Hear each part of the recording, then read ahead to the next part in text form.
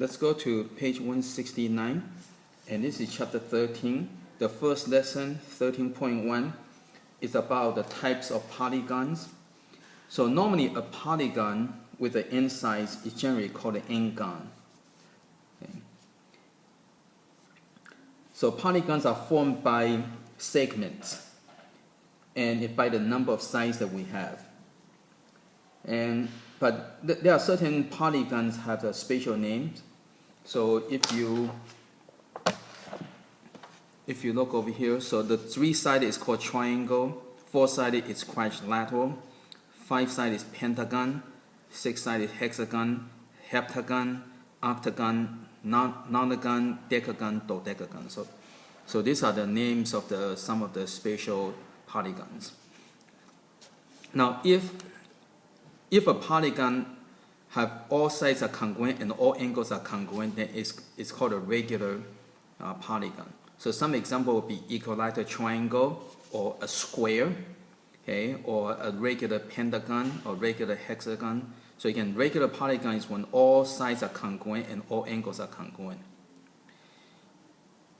And if all sides are congruent, does not necessarily mean a regular polygon. For example, if you have a rhombus, okay, if you have a rhombus, all sides are congruent, but angles are not congruent. Therefore, a rhombus is not a regular polygon.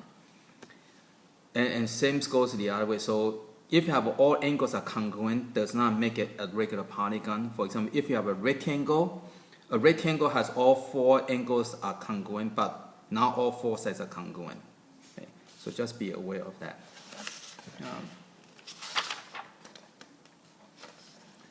Next one is talking about the number of diagonals. So a lot of polygon problems deal with diagonals.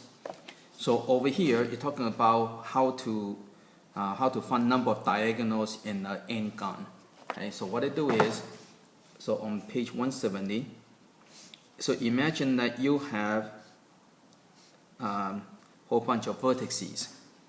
Now, to determine number of diagonals, okay, it would be n minus 3 because let's say if you're going to draw, right? See, this one is not a diagonal, this is not diagonal, and you cannot draw it to yourself. So you have to number of vertices or number of sides is same as number of vertices. Okay, you're going to have the same.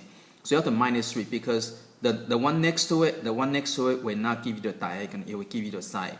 And you cannot draw to yourself, right? Draw to itself. So you have to n minus 3. Okay, and then you times by the number of vertices.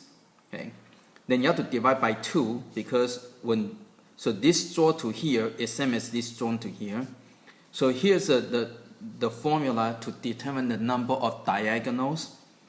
But personally, I don't like this method. I like to do it the other method. There's another method. So let's say if you have number of dots, okay. So number of connection, number of segment you can draw is NC2. Okay. So again, combinations. So you have an n number of dots. You choose any 2 dots or any 2 vertices to make a connection. So this would be total of connections that you can make, total of segment you can make.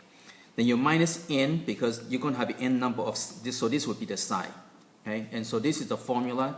I think this is easier to memorize because this makes more sense. It's more common sense. Okay, this one is a bit harder to remember.